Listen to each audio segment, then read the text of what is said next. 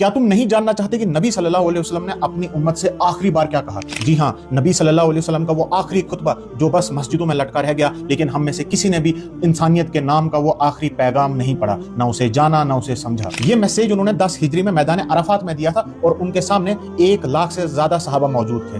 اللہ کی حمد و ثنا کے بعد انہوں نے فرمایا، لوگو میری بات غور سے سنو، میرا خیال ہے کہ میں تمہیں اس سال کے بعد شاید دوبارہ نہ ملوں۔ اللہ کے نزدیک عزت والا وہ ہے جو پرہیزگار ہے، کسی عربی کو اجمی پر یعنی کہ نان عرب پر کوئی فضیلت حاصل نہیں اور نہ کسی گورے کو کالے پر، صرف پرہیزگاری ہی بنیاد ہے۔ پھر فرمایا کہ اے قریش، قیامت کے دن ایسا نہ ہو کہ تم اپنی گردنوں پر دنیا کا مال لے کر آؤ اور باقی لوگ آخرت کا سامان لائیں، اور اگر ایسا ہوا تو اللہ کے عذاب سے میں تمہیں نہیں بچا پاؤں گا۔ یہ نبی صلی اللہ علیہ وسلم اپنے لوگوں کو بول رہے ہیں، ہماری تو بات ہی چھوڑو۔ پھر فرمایا تمہاری جان، تمہارا مال اور تمہاری عزت سیکرڈ ہے، مقدس ہے، پاک ہے، یعنی کہ کوئی اس کو وائلیٹ نہیں کر سکتا۔ فرمایا تمہاری عورتوں پر تمہارے کچھ حقوق ہیں، اسی طرح تم پر بھی تمہاری عورتوں کے حقوق ہیں۔ عورتوں سے اچھا برتاؤ کرنے کے ہمیشہ پابند رہو اور عورتوں کے معاملے میں اللہ سے ڈرو۔ تم نے عورتوں کو اللہ کی امانت کے طور پر حاصل کیا ہے، ان کی عزت کرو، ان کے لیے پرووائڈ کرو۔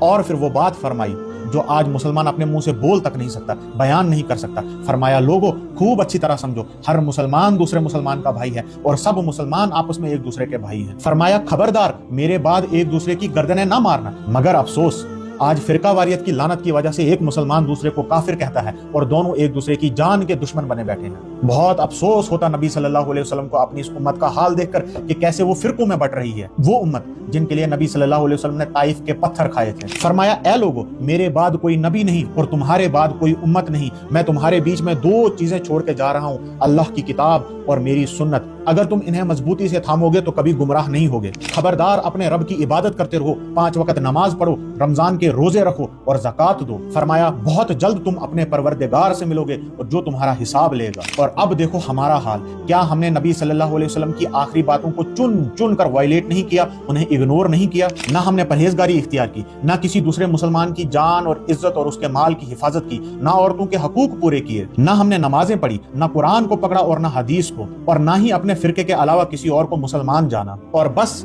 اس دنیا کا بوجھ اپنی گردنوں پر اٹھائے ہوئے ہیں، ایک ایک چیز کو چن چن کر وائلیٹ کیا۔ اس خطبے کے بعد نبی صلی اللہ علیہ وسلم نے فرمایا کہ خبردار، جو لوگ یہاں موجود ہیں وہ میری ان باتوں کو ان لوگوں تک پہنچائے جو یہاں پہ موجود نہیں ہیں۔ میں نے یہ ویڈیو بنا کے اپنا کام کر لیا ہے، اب تم پر بھی یہ فرض ہے کہ تم اپنے نبی کی آخری باتوں کو ہر اس انسان تک پہنچاؤ جو اس سے نا واقف ہے، تاکہ ہم اس پر عمل کر سکیں اور کل نبی صلی اللہ علیہ وسلم سے آنکھیں ملانے کے ایٹ لیسٹ قابل رہیں۔